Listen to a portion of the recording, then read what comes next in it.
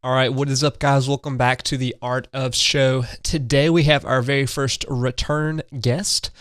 Mr. Arree Chung is hanging out with us today. He was actually on episode 5 where he was talking about his amazing ninja series, kids book series. So make sure and go back and check that out. We get into his background, his story, how he got into illustration, as well as his work at Pixar in that interview. But in this one, I've actually been working with Arree on something called the Storytellers Academy, where he is bringing in aspiring children's book authors and illustrators and teaching them the craft of story and how to create stories for kids. And so we really dive into what it was like putting together a course for other folks. In addition, some of the lessons he's learned through the process. So just like with anyone, when you teach something, you find yourself getting that much better at it. And so we really talk about the craft of story in the kidlit world. And then what he's learned from it.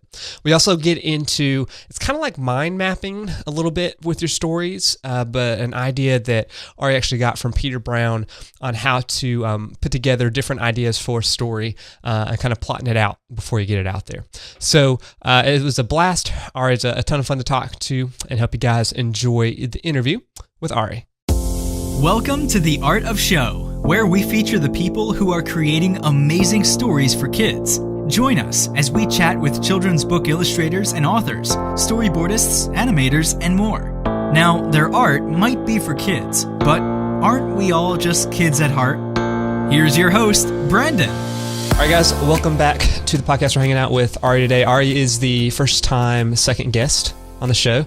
I need to pull up the episode number you were on before, but we'll definitely link that one in the show notes if you guys want to get a little bit more of his background and his kids' books and his process. I think it was the second Ninja book had just come out.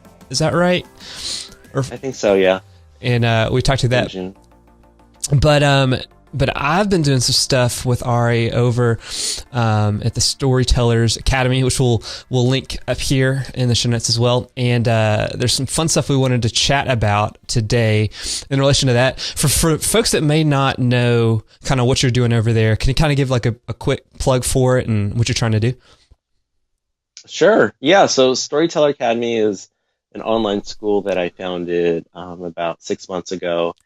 And basically, I walk people through my own creative process in making picture books, and I help aspiring storytellers become published. I think that everyone has a story in them, and it's really about learning a creative process that works for you, and then getting through doing the work of building dummies and making a lot of bad stories before you find your stride and learn the craft. So I really love storytelling, and I love helping other people tell their stories. I think it's really important for people to find their voice, and also have in today's world where we need more diverse books, and we need books that kind of represent not just our imaginations, but our culture. I think it's really important.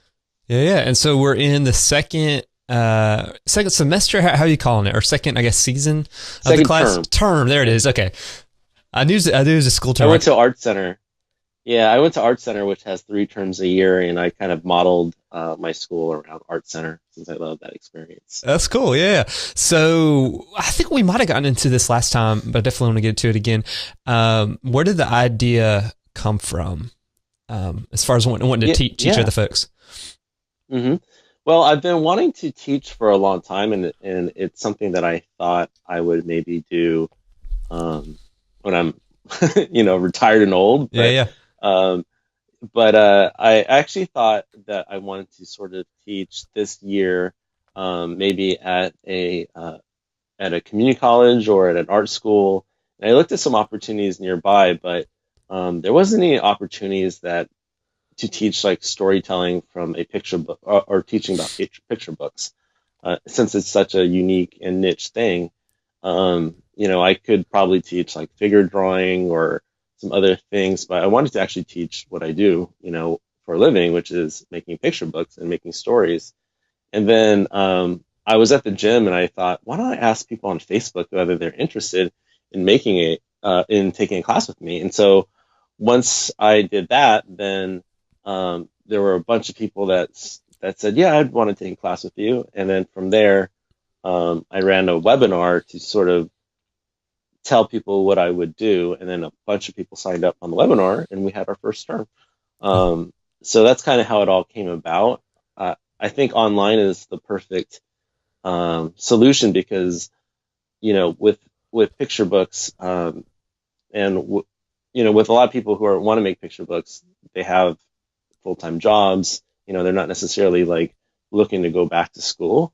And I really wanted to teach people who and help people who are serious about making picture books. Yeah. So, and I was involved in the first one. I've been doing some kind of the editing on the video side of things. So I've definitely watched all the lessons and seen your face quite big on my screen quite a bit, really slow, doing all the editing, which is a blast. But going through it, it was just fun for me just to see kind of the story process. And so like, I think we've talked about before, like I've taken some classes that are like how to draw a background or how to draw a character, but this is like very story driven. What's it been like just going through the story process, like with actual other folks that are not as far down the road as you are? Yeah, it's, what's been really fun about this is, I've, as you said, this class is very story based. It's very conceptual, and it's really intimate. Like I basically share my own thoughts about creativity and things I've learned over the past 10, 15 years, even going through art school, on how to sort of generate ideas and how to get over your own self doubt and how to get over your own fear, and how do you put together ideas and look for ideas. And so we talk about concepts like collage and journaling and the importance of having a creative routine and redrafting. But we do all those things because story ideas take a long time sometimes to develop. Sometimes they hit you right away, but most of the time they take a while to develop. So it's been fun sharing that sort of that process.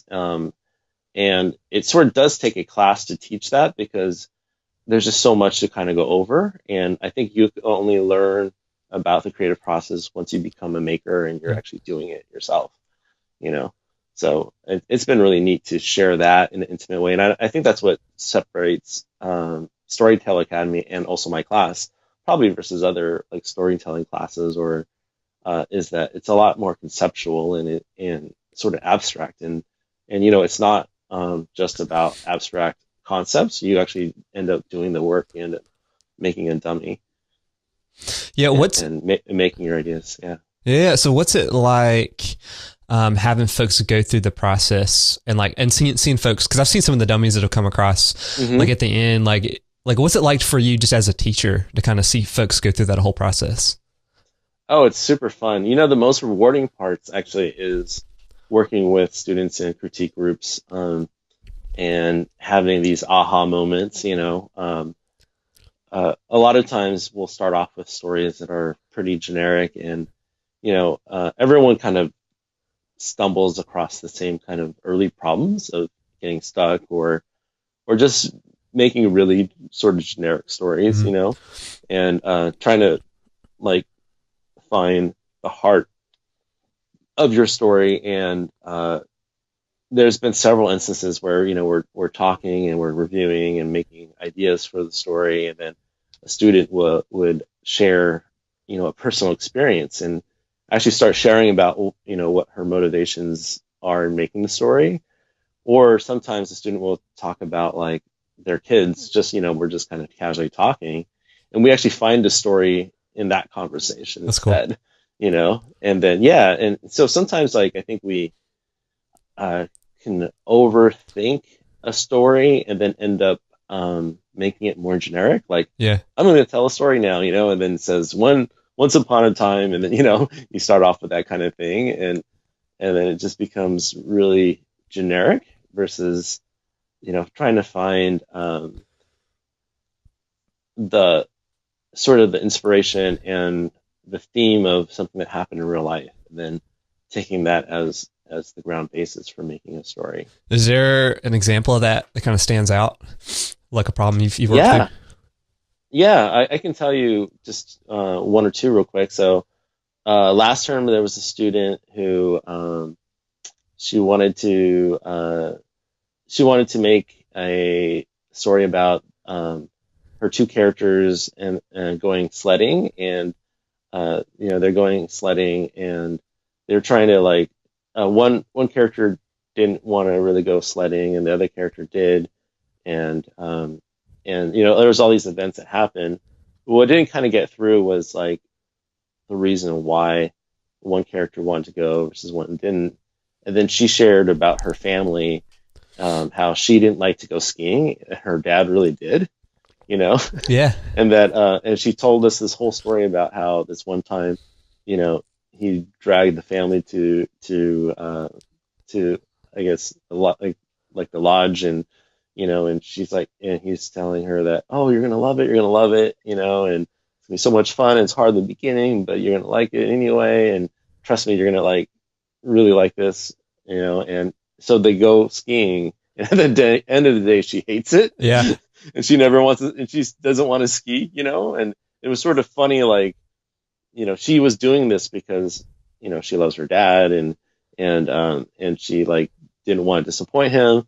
But at the end of it, she was like, no, I don't want to do this. And I'm comfortable just being in my lodge, like I like just have, like, you do that thing. That's fun. I'm going to be I'll be here having hot cocoa.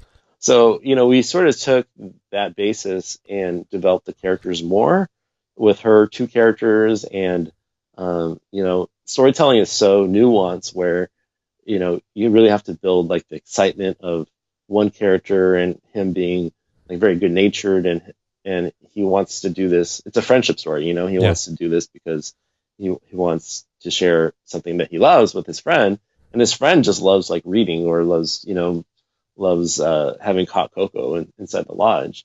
And so the other friend goes along with it because he doesn't want to disappoint his friend, So those are all those like really slight story inflection points, and and so we were able to build that, and she did a great job with it. And it was really fun to see, I remember that conversation that we had about her memory, and then taking that and then adapting it to her story, her fictional story, and then she did an amazing job like setting up page turns, and we go through the technical parts of building a picture book as well, with page turns and setup, and inciting incidents and escalating and the peak moment, and pacing and all those things. So she did a great job with that. That's just one example. Another example that I can think of right off the top of my head is with one student.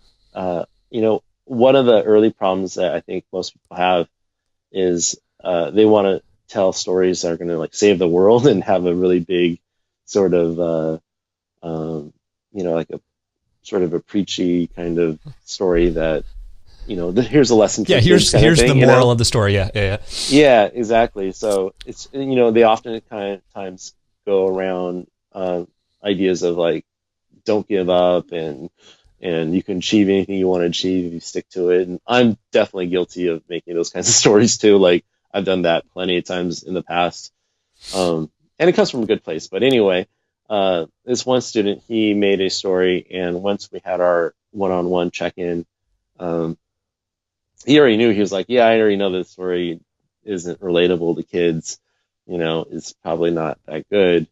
And then we spent the rest of the time actually talking about his kids, and he was telling me about his two kids. One is like 5 and one is like 2, and his 5-year-old son gets kind of annoyed with his daughter because his daughter's always following him around and emulating him and bugging him, but his daughter is always undeterred. Like, his son will try to ignore her or hide from her, and I think he even got upset with her, so he pushed her because she's always around. But she loves him so much that she follows him around, and she's brave. Like, she'll, she's really small.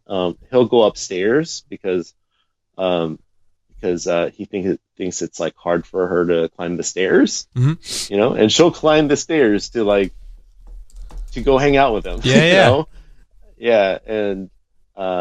And I think the subtext actually to what he was telling me, why he really thinks that his son does this is because he thinks that the son actually is kind of is jealous of the daughter because she's like, she's the small cute one that gets a lot of attention, but there's a story in that where with those two dynamics of those two characters of somebody who looks up to the other character and loves them unconditionally, follows them around, which obviously can be annoying, and there's lots of humor in that. And so it's sort of trying to find those kind of stories in everyday life. I call them small moments. Like you don't need to come up with some huge story arc about saving the world. You need to find the stories inside of kids' everyday lives. And adapt those. Yeah, that's good. And one of the those moments are fun to go through with with students and help them try to bring those experiences into real stories. Yeah, that's cool. And one of the things, into fictional stories. Yeah, and one of the things that I think I saw, I think you did it this time around, or maybe last time around, was with story mapping. And so it felt like you took some of those moments and kind of almost put them on a board and kind of drew connections as they got going. Let folks know kind of how that works and how that's been helpful for you. Because when you said that, I was like, oh, that makes a ton of sense. I don't know why I've never done that before. Yeah, so story mapping is actually kind of a new process for me, and I anytime I learn something, I want to update the course and share it with other people to see if it works for them. But basically, story mapping is a process of taking your story points and drawing them, writing the one word or a few words that capture what's going on. So, Arree and Brandon are on a podcast, and so I would start the story there, and I would do a circle around it, and then what happens next, and basically you're plotting your way through the story from beginning to end, and you should have some general idea of where like what the character arc is, and perhaps what some of the larger moments are. And I usually get event these moments of what I want to happen sort of in my morning journal and in my creative process of like walking or thinking about the story. But basically, story mapping is a great creative exercise in plotting your story. So then you can go through multiple variations of what happens next. So let's just say, with our story of like us two getting on a podcast, and then, we could very quickly in maybe an hour come up with 3 different stories. Like Brandon asks Arree an embarrassing question, and then how does Arree then respond? Arree tells a lie, or Arree tells a lie, and then that could be the next 2 circles. Arree tells a lie to cover up the embarrassing question, and then from there somebody listens to this podcast and then posts on Arree's wall, and how does Arree then respond to that? And so then you can that could be one storyline, and then from beginning to end, we've come up with a narrative, and then on the other side, you can try a different story with the same beginning and same ending, and it's really just a creative exercise to be able to generate multiple story ideas. So I study other picture book artists or other creative people just to see how they work. And I actually learned about story mapping from Peter Brown because I was reading his middle grade novel, The Wild Robot, and he talked about this as a creative process. And I thought, wow, that's really neat. I should give that a try. So it's been good. I'm working on a new picture book idea right now, and I'm using this as a technique. I think that there's some people are more plot oriented, like they call themselves plotters, and some people are more I guess straight ahead, where they just make up stuff and they don't know where it's going necessarily. And I would consider myself in the second camp. I like to make up a lot of things and then organize it after the fact.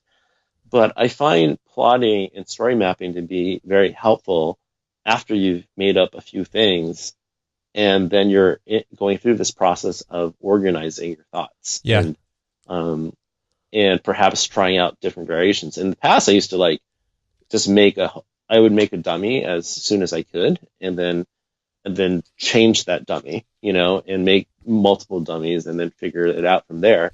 But I think story mapping is a little bit more efficient, where after you've come up with a few ideas, then you can sit down with a large piece of paper and figure out the story from beginning to end and figure out different variations before making a dummy. Yeah.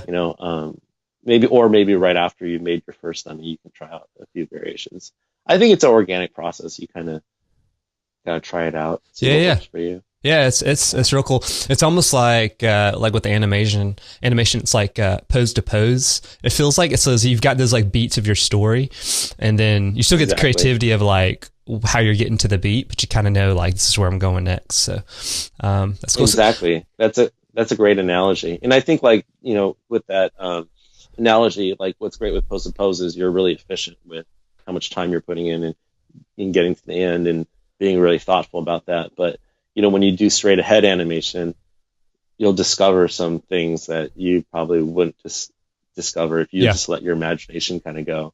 So I think there's actually a ton of value in doing that. Like I still, draw and doodle and do morning walks and come up with stuff before I try to do story mapping, because I think you can find a lot of like really creative ideas that way.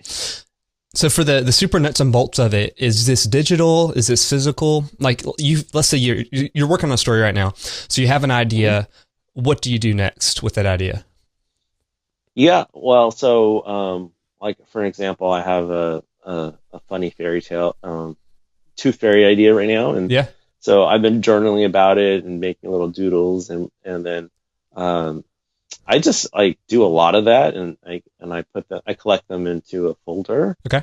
And then when I feel like I've got some big concepts down, then I'll do a story map. I love working on 11.5 by 17 pieces of paper because it's a big canvas, And then I always just like either I'll work on my bed where I'm like comfortable. Or I'll go to a coffee shop. I love working in coffee shops.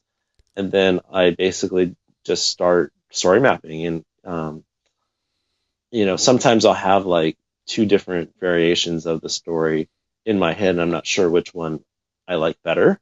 And so then I'll work out variation A, and then I'll work out variation B, and then I'll put it away and think about it. And then I kind of go through that process. And a lot of times the first story map that I make will help me like uncover where my story holes are. And then I'll start, thinking about how to resolve those holes or how to fix those holes with, journaling and doodling and just thinking, That's cool. So I'm going to try to get to that dummy of like building that dummy after I wrap up a few picture book projects I'm working on right now. But yeah, it's a fun stage. Yeah, that's real cool. Okay, so kind of wrapping it up. So you've gone through the course or the term semester. What'd you say? I'm sorry, you already told me. Term? Is that right? Term. Okay. Yeah. So you've already gone through it once and you've had a lot of those cool aha moments with students. But just like with anybody, when you teach something, it feels like you learn just as much as your students do. So like, how are you a better storyteller after going through this process with other folks? Yeah, what's been really good about it is, they say that when you teach something, you learn a lot yourself. And that's also one reason why I love teaching it. It's because, forcing yourself to document the creative process, I think helps you be more thoughtful about it. And also, it just builds those habits even more.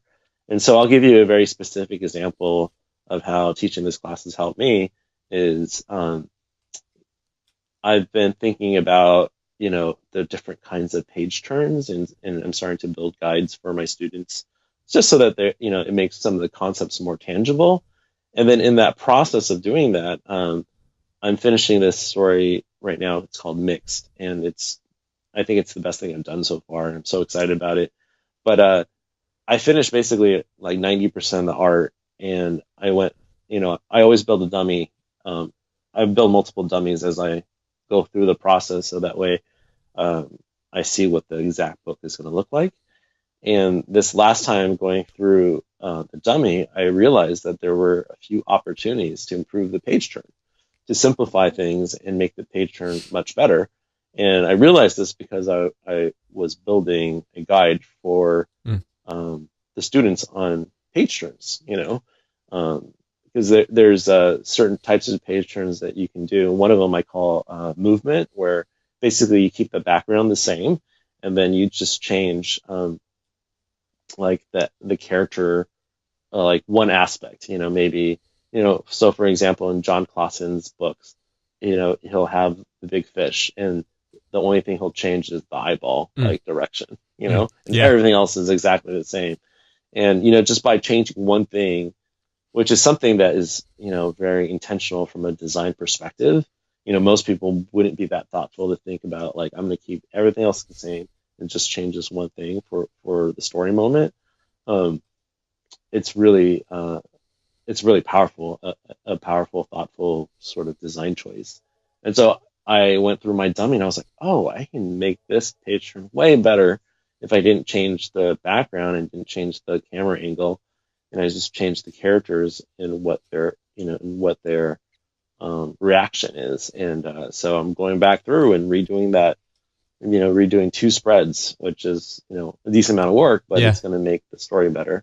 But that's just one example how teaching this class is also helping me with my own work. Is, you come back at your work with, with some techniques that you're teaching, and you see opportunities to improve your work. That's cool. That's really cool. Yeah. Well, thanks for hanging out with me again and chatting. Thanks, and if folks want to find your work, your books, as well as Storytellers Academy, any good places to send them? Yeah, so for books, my own books, you can go to arree.com, and it's spelled ARREE.com. And then Storyteller Academy is storytelleracademy.com. That's sweet. Well, thank you so much for hanging out. Look forward to chatting soon. Great. Thanks, Brandon. Thank you.